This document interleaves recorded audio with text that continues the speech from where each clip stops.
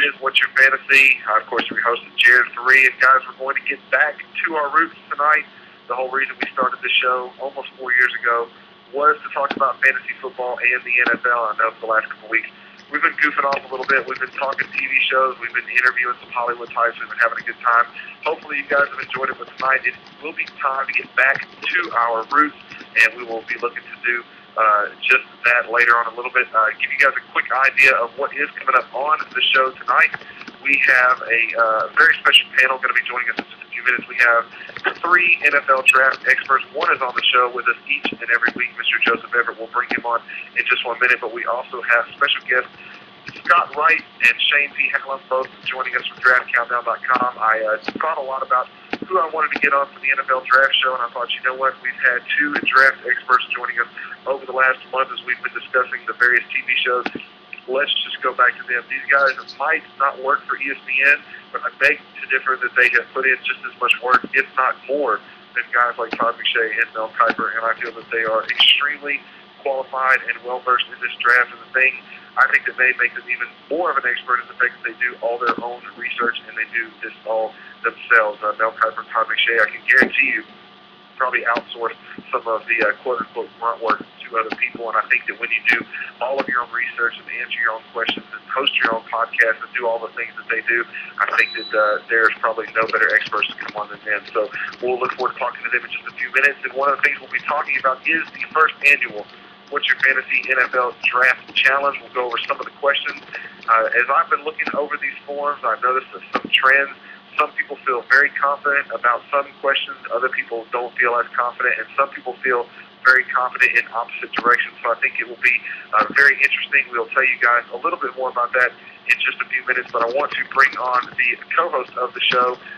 Right now he's joining us on the phone, the one, the only Mr. Joseph Everett. Joe, what's going on tonight there in Indianapolis, my man? Better late than never, Jared. Sorry, it's a podcast, 24/7, wall-to-wall. We are less than 24 hours away. I am totally fired up and really happy to be on tonight. And it's going to be a lot of fun. And I did want to just mention it earlier, if you guys have missed about our last month of episodes, I know a lot of people will tune out when it's not NFL season, so we may be getting a lot of listeners back as it is the eve of the draft. But if you missed our last month of episodes, I think there were some interviews and some insight there that you guys would really enjoy as we went through our TV show bracket. We had some special guests. We had Sam Levine. You may know him from a show called Freaks and Geeks, as well as a appearance in the movie Inglourious Basterds. We also, I'm happy to say, broke Josh Saviano, who played Paul Pfeiffer on The Wonder Years. We broke his streak of several years of not doing any type of interviews.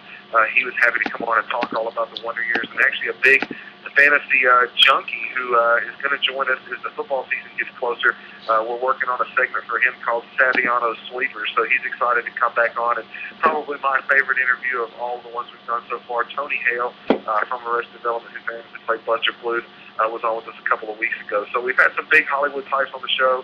We've had a lot of fun talking about the TV show bracket and trying to narrow down a winner. So it's been a lot of fun. And if you guys have missed our last month of episodes, please go back and download those on iTunes. I think that you guys will enjoy them. And Joe, I got to say real quick, a couple of weeks ago, we also got a chance to talk to Chapstick, who is the lead guitarist for Family Force 5. That is see you guys here each and every week when we open the show with their song Country Gentlemen.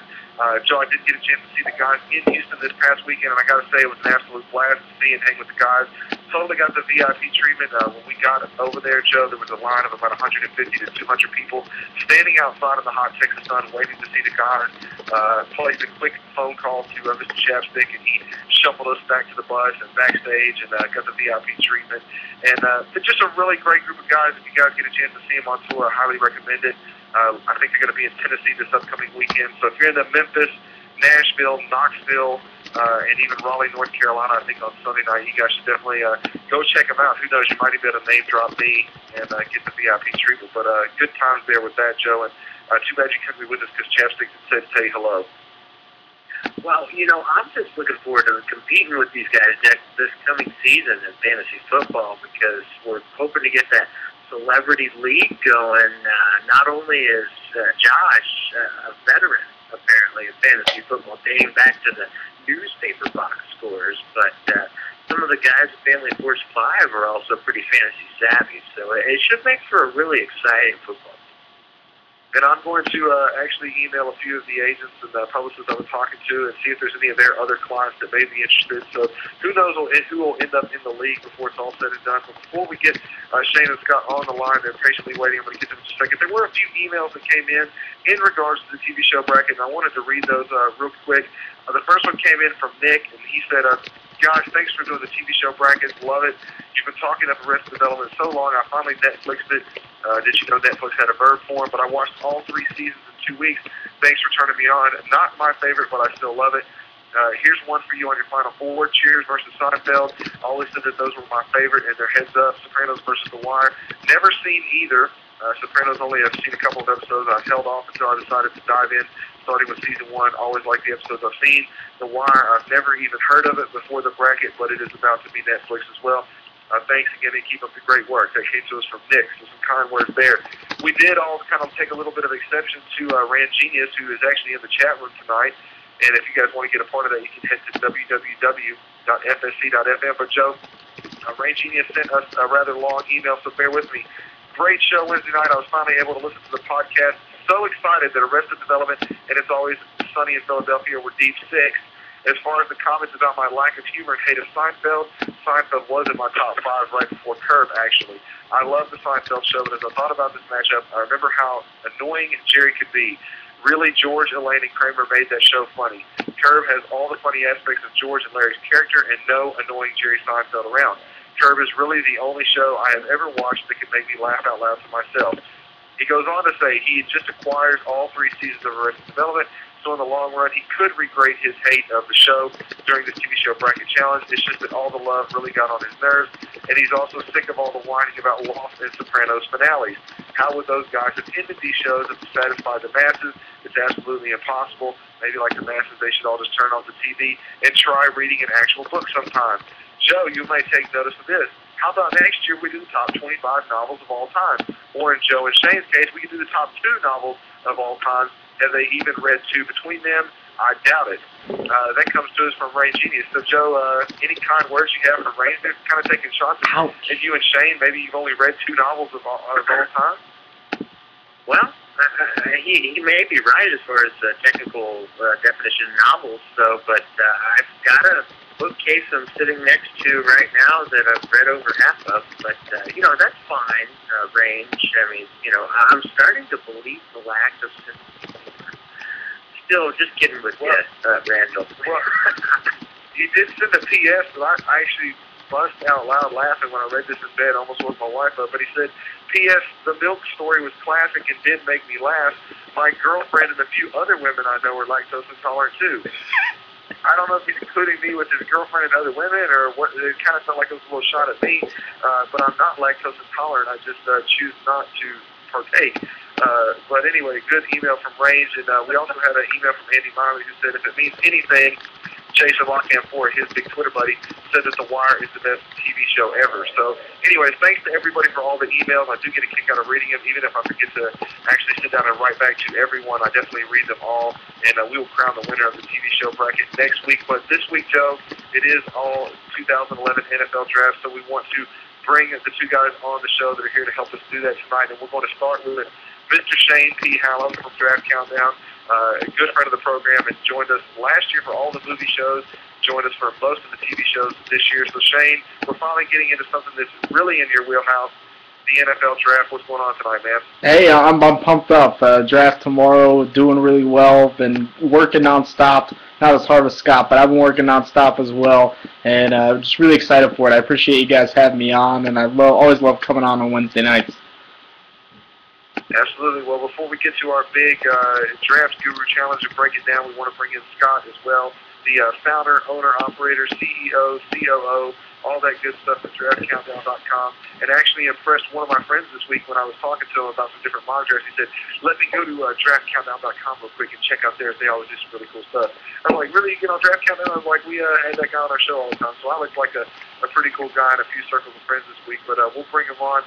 Good friend of the program recently, but I'm sure he's going to be around a while. Mr. Scott Wright. Scott, what's going on tonight, bud? Hey, not much. Sounds like I'm the only one who escaped Rank Genius's rants there and jabs and barfs. It's probably just because he doesn't know me well enough yet, but feel free to bring it out with me too as well. I can take it. But it's been fun coming on the past few weeks and talking some TV. It was kind of refreshing to go on and talk about something other than football, but now we're back in my wheelhouse here with the draft tomorrow. And hopefully we'll be able to talk a lot more football in the coming weeks, and we won't be talking about all the games that we're going to miss. But I want to start today with the 2011 draft, and I got to say, as far as I'm concerned, I don't feel like there's a huge amount of buzz around this. I don't know if it's because I've been so busy doing the TV show bracket and trying to book different people, or I haven't really been watching a lot of TV as far as ESPN because I care less about baseball. I really not get into the NBA playoffs or anything like that, but it just feels like, I guess it's kind of picked up a little bit this week as most of the national video and even local radio really starts to key in on the draft because it's coming up. But I don't know, for me, I feel like the buzz is a little gone, and I don't think that the ratings, some people I've heard argue that the ratings are going to be through the roof because everybody's just so starved for anything NFL. I kind of tend to disagree. I think that so many people are kind of pissed off about the lockout, and they're kind of looking at it as like, I don't care about football until they solve all this stuff and I know what's going on. I kind of feel like there's not as much buzz, and I feel like the ratings will be down a little bit. Joe, we'll start with you. Are you in agreement with me? And maybe the wrong guy to ask because I know you've been pouring over this draft for the last 2 or 3 months and probably even longer than that, so you may feel like there's a lot of buzz. But what do you think, Joe? Do you think there's a lot of buzz? You think these ratings are going to be just as good as any other year? They'll be down a little bit this year. Well, I can't help but think they may be down just because of what surrounds this, but I have news for people that are listening. Enjoy it while it lasts. Like I said on my show earlier, I assume that we're going to have to buy a few Snickers because it's going to be a while for this whole appeal process for all the owners in the NFL to go for the recent ruling of the lockout being lifted. I mean, this is just a whole bunch of court procedure that I think still has to take place. So folks that love the NFL like me, enjoy the NFL draft for what it is, but let's drink it in. And because I think we're in for what is a long wait afterwards. So I'm just appreciating what we have right now, Jared. And like I said, you guys, all three of you actually do so much draft work, it might not be, you guys might feel like there's a lot of buzz about this and everything else. But Shane, what do you kind of think? You think the general public, just your average NFL fan, is really geeked up for the draft because there hasn't been anything football going on, or do you think that the ratings will be down a little bit this year? I don't think it's going to be too much of a difference. I think we'll see a slight decrease in the ratings from last year just because of the hype, and I think some of the players involved last year were a little bit more high profile.